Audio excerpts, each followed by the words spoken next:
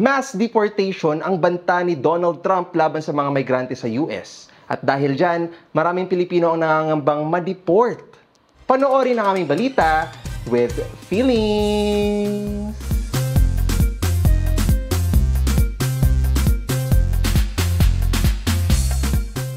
Diyos ko po, 2 weeks pa lang nakakabalik sa pwesto sa US President Donald Trump, sunod-sunod na ang mga pinirmahan niyang mga kontrobersyal na order.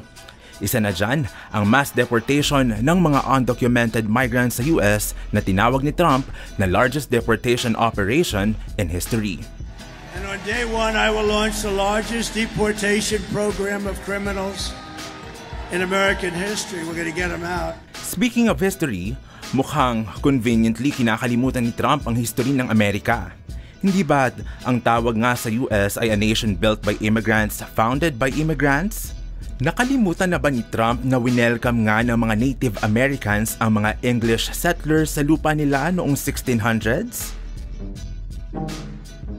Hindi ba't ang turo sa American history naging tuloy-tuloy ang waves of migration sa US dahil ibinida ito na land of opportunity para sa mga migranteng tumatakas sa kahirapan sa sarili nilang mga bansa? At hindi ba't ang mga ninuno ng mga gaya ni Trump at Elon Musk ay immigrants din? Naman!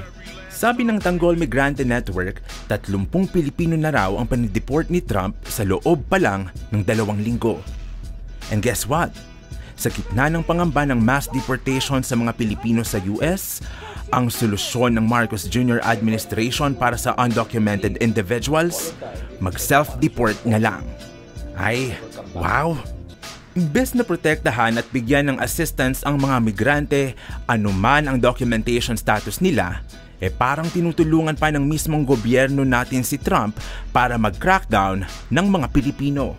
Sabi nga ng mga migrant groups, pag nagpapadala kami ng remittance at tinutulungan ng ekonomiya, bida kami. Pero pag crackdown na raw dahil sa mga hangal na leader gaya ni Trump, bitaw agad. Ay, Pilipinas? O siya, hanggang sa susunod na balita with feelings.